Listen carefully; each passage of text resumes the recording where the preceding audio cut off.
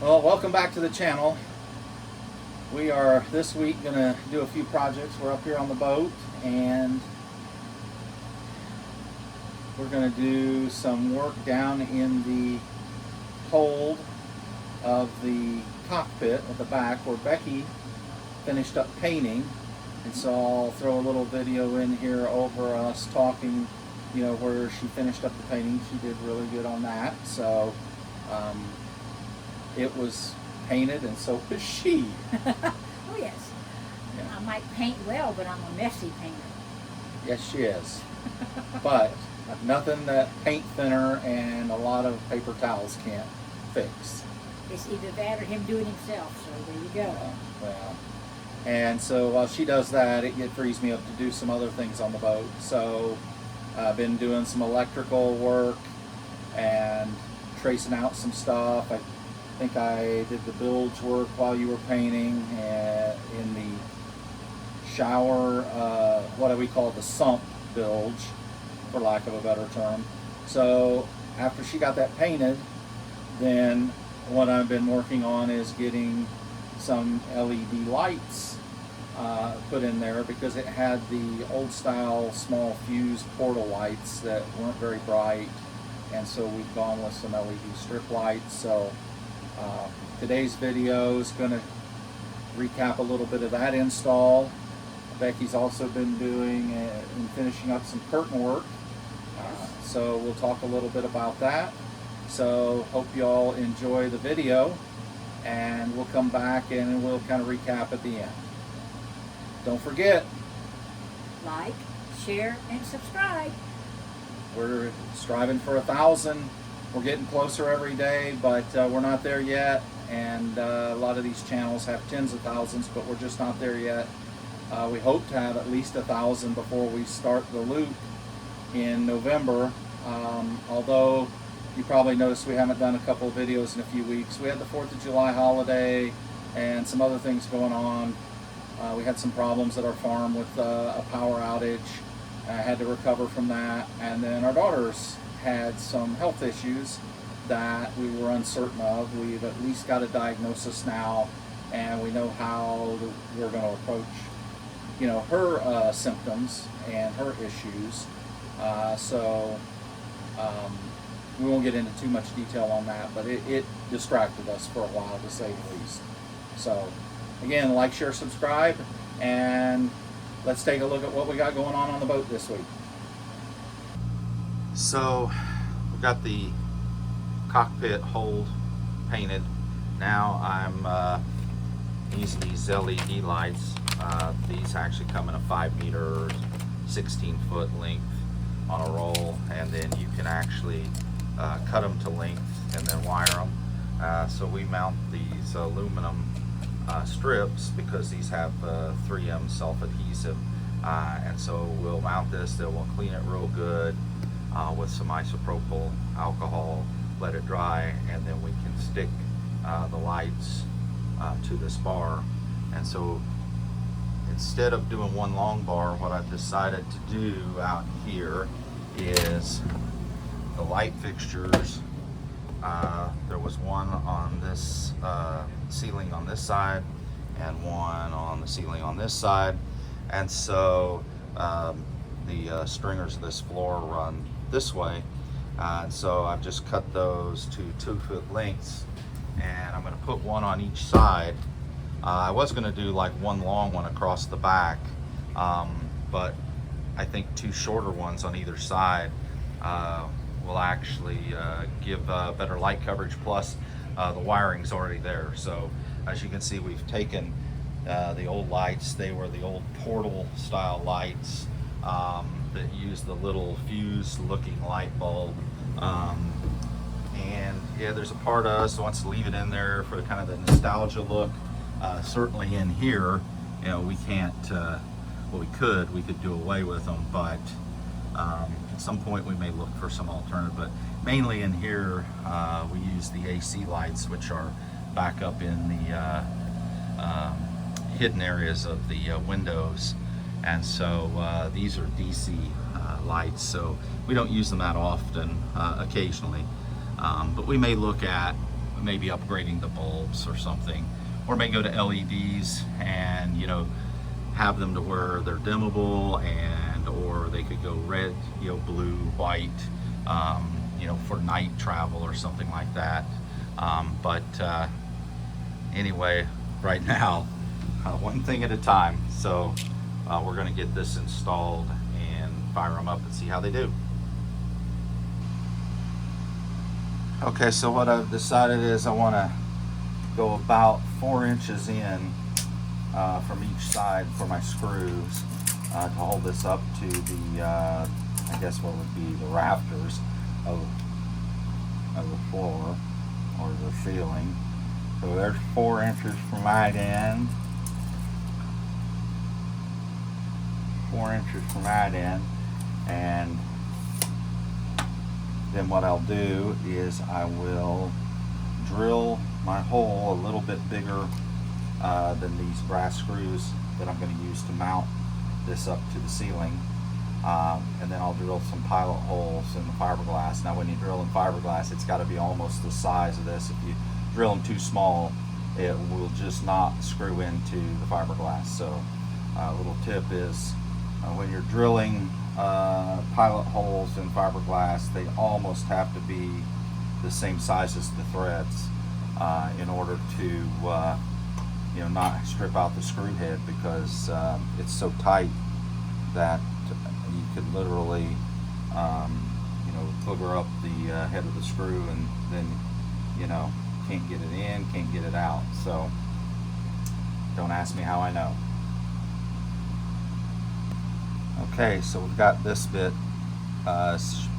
bigger than the threads, so once we drill this hole, then it should be able to just slide the screw right through.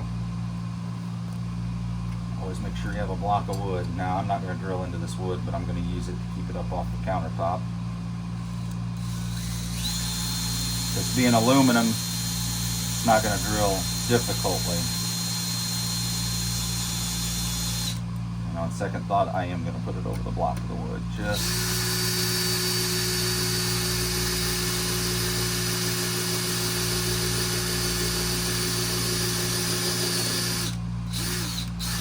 Okay, we're through. And we'll just double check before we drill the rest of the holes to make sure that that bit size, yeah, that's going to be perfect. Not too worried about these. I don't need to countersink them with that 3M adhesive. I mean, it may raise up a little bit going over that screw, but it's not going to be that big a deal. I've already done it down in the engine room. It worked out perfectly. So I'll get the rest of these drilled, and then we'll get it installed.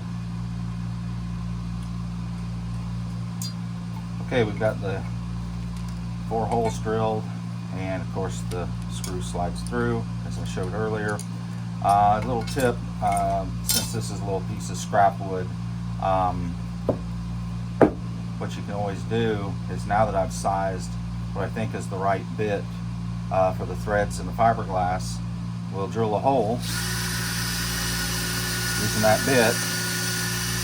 You don't have to go real deep, and then take my screwdriver, in this case a Phillips head, and I'll just test that hole size before I get down into that cockpit.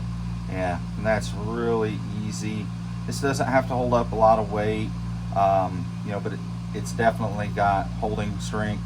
But that screw went in real easy, so that's the perfect bit size.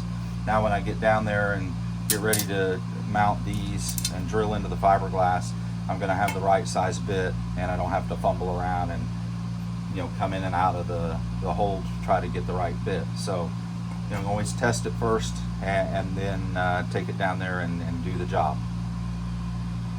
Okay, so here's Becky. I told her that I took the light down and there's a spot that's going to have to be touched up, but here's our wiring. In this case, the positive is the black wire, and the negative is the blue wire. I'll actually take these off. And so where I'm going to mount these strips is in approximately this area. And so anyway, I'm going to get to doing that. I may try to video this, set the tripod over to the side, see how it goes. All right, so I want to actually attach this at this end. And so, you know, just generally it's looking like, you know, kind of somewhere in here. That's pretty close to centered. What I'll do is I'll get this one installed and then I'll measure from this end back to the bulkhead, and then I'll put the other one on the other side the same distance so they're uniform, so to speak. So this one I'm just kind of eyeballing, but the next one is where I'll actually measure it and make it equal. So that looks about right there. Just gotta make sure my wires are gonna have enough to reach, and they will. So now what I'm gonna do is I'm gonna wire my leads, some pigtail leads, onto this strip, so that when I get down there I can put it up, and then I'll already have my leads on this strip. And so I don't know if you're going to be able to see this or not, but this says plus 12 here, so this is plus, and then right here it says minus. So this little copper tabs is the cut point, and so that's where you have to solder on your power feed. Basically, in this case I'm going to use about a 18 gauge wire, and I'll pre-solder these on with some pigtails, and then I will solder those into the house wiring. We'll use some shrink wrap, you know, to insulate them, and that'll be that. Important though that your positive and your negative polarity is very important on these LEDs. If they're reversed, they won't work. And so when you use your voltmeter out there and measure, make sure you've got a positive orientation on your reading, so that you know which is your positive and your negative wire, so that you can get it correct, on this as well. And so now I made my blue wire instead of red. But with that said, I'm going to go back down and I'm going to double check that polarity to make sure I know which one is positive and negative. I think this was positive and the blue was negative, but I need to verify that, because once I solder them on, I don't want to get down there and then have to reverse them down there, and then it'd be the opposite of the wiring harness in the boat. It'd be like a crossover. So I'm going to go check that. In fact, I'll probably video that just so I can show you, how to check that on the voltmeter. Okay, so I've got these wires stripped, and what I'm going to do is take the positive lead and put it on the black, because I think that is the positive, and I'll put the negative lead on the blue. We'll turn the breaker on and we'll see what the reading is. I'll try to set this up to where you can see it when I read the voltage.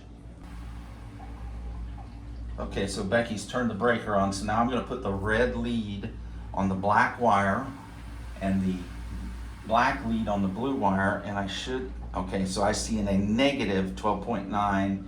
So if I reverse those, I should now see 12.9. So the red is on the blue and the black is on the black wire, and I have 12.9 volts. So now what that tells me is the blue wire is the positive wire. So blue is positive. Now I'm going to go double check the other side. I want to make sure the wiring is consistent. It should be, but it always is good to double check. Okay, so now we've confirmed blue is positive. So what I like to do here is I just take me a little bit of painter's tape, a couple of pieces, and I want this to lay flat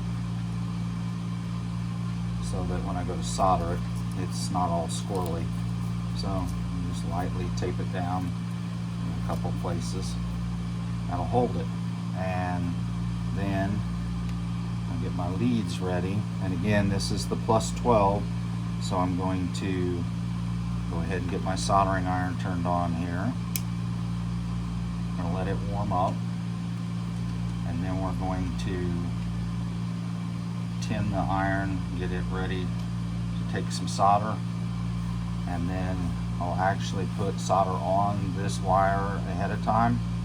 And then I'll heat it and tack it on. Full cooled a little bit. You have to kind of be quick.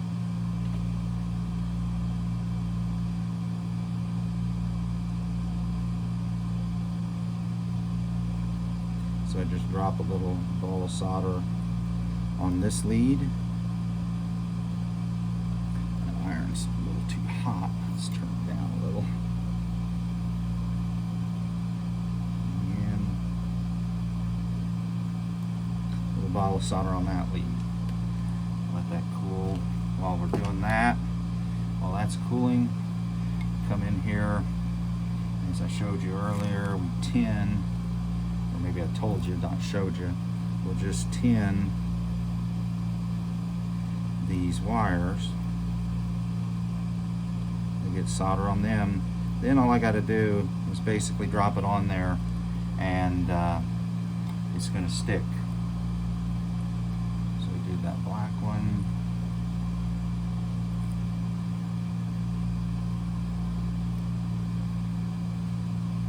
We'll tin this blue one.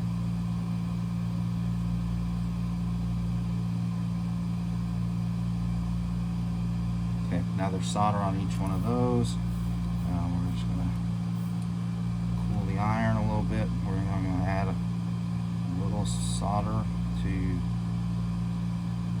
allow it to do that. And then we're just going to line this right up over that and just touch it down.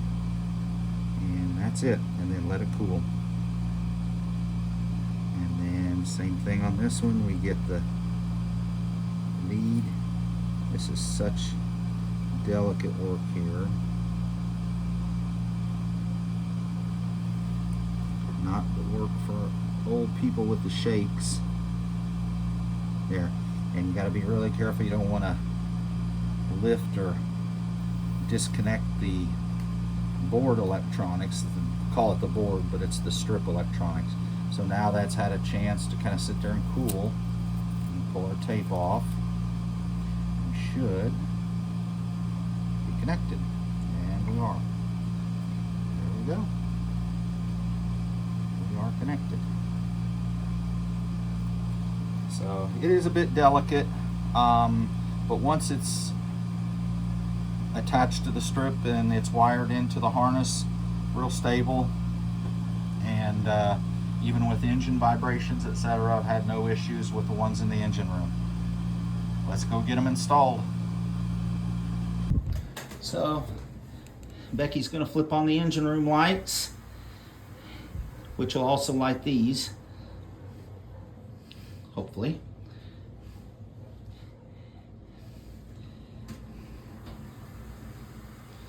It's kind of cloudy at the moment. Boom.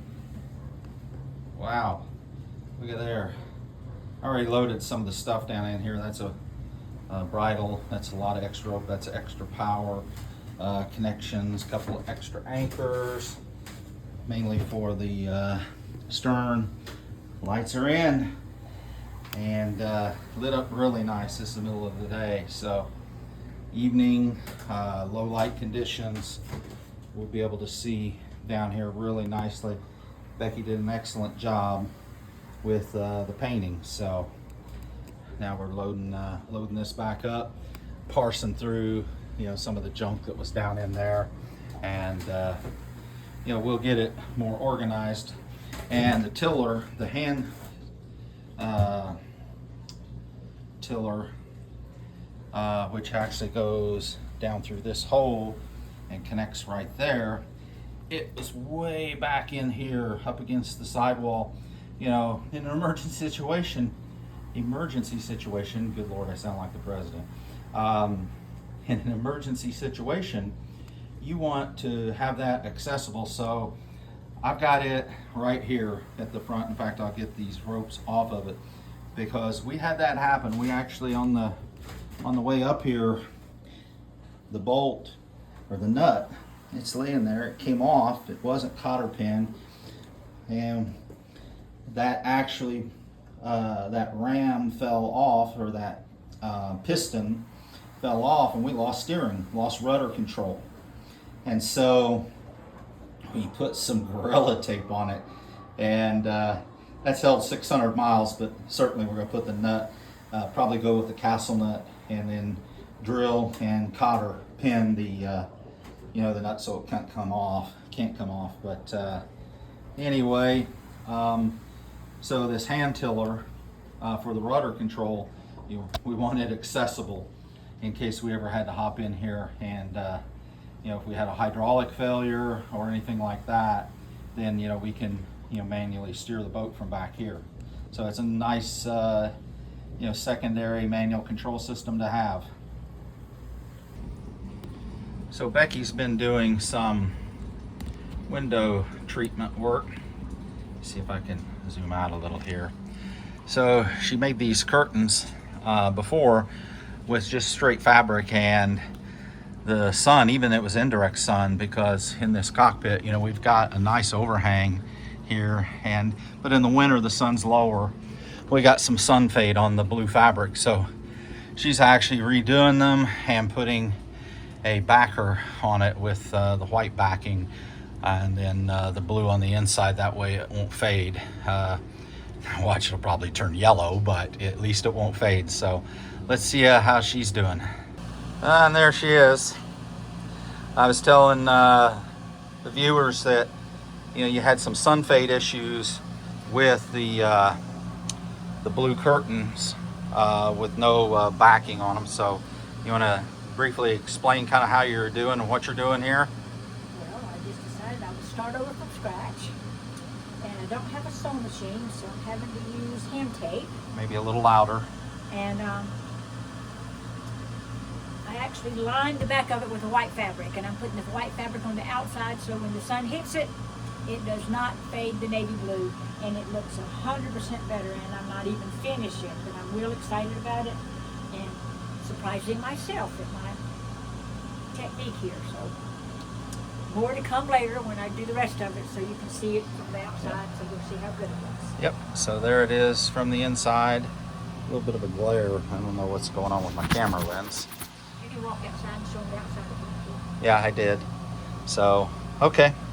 Well, that's what she's got going on. So she's finishing that up. And I got the lights done down in the cockpit hold. So, more to come. Okay. Becky got the other curtain finished. This is what the final product looks like. I think they look a little better than they did before. What do you think? Yep, I'm very satisfied. It just took a little bit of knuckles. Yeah, there was a few tense moments, but she got it. So that's all the activity this week. And coming up, we've got some windlass work to do, which is our anchor winch. We have the windlass, did I just say windlass? Yeah. Davit, yeah. It's been a long day. So we've got davit work, where we've got the winch that goes on the davit. We've got to do some of that work. More importantly, I've got to finish up the battery box work. So the next step there is to mount the battery boxes, and then we're going to start getting the batteries installed. And then what do you got going on as far as what you're planning next on the inside of the boat? Well, I don't know. Sure you do. Sure I do, but I'm scared to say. Well, say it now, so I'll be as surprised as everybody. That's right. I either want some different furniture, or I want to change the fabric on the existing furniture. And little does he know, there's a missing cushion here, and he couldn't understand why. Well, it's at the upholstery place being measured, so I could come up with some prices. So keep your fingers crossed, guys, because I really am excited about it. Well, spoiler alert, I told her, I said, well, if you're going to reupholster them, make sure that the price of reupholstering does not exceed what just buying new furniture would be. Oh, but that's okay. I might like the furniture. I just don't like the fabric. Yeah, this furniture is good nice, and solid. Nice solid furniture. Maybe we'll take a little video and insert it here on the furniture. But yeah, so more to come on the interior. That's Becky's touch. And then I've got some more mechanical things that we'll be working on But we're getting closer. And then even further down the road, you know, I've got some things I want to try to do on the actual structure of the boat, where it's got a lot of hairline cracks and chips in the gel coat. And so I've been doing some research online on how to, you know, repair some of these cracks and chips out of the gel coat. It doesn't look hard when other people do it, but it always seems like it's hard when I do it. So more to come on that. Anything else? Well, speaking of something easy, I thought my curtains were going to be easy. I was remaking them because you'll see later where we had said that they were faded. So I put a liner on the back of them and started from scratch. And then when I attempted to hang them, I'm just not real good with tools. Mechanically inclined? No, I'm just not real good with tools. That doesn't sound as bad. That depends on how you take the context, I guess. And it's a good thing I don't get my feelings hurt easy. But anyway, so yeah, so we got that resolved, and so you probably saw a little bit of that earlier in the video, where she put the backing, the white backing on those curtains to help with sun fade. Hopefully they don't turn yellow. Like, who was the Adam Sandler movie? The Waterboy. Like the Waterboy's bed sheets. Oh my God. Anyway, Okay. on that note, Yeah, let's move on. yeah, we'll call that a day on that one, but more to come. Don't forget, like, share, subscribe. Please. Yep, and hope you enjoy our content, and hopefully now that life's settling down a little bit, we can get back on the video train. Yes, correct. Woo-hoo! Yeah.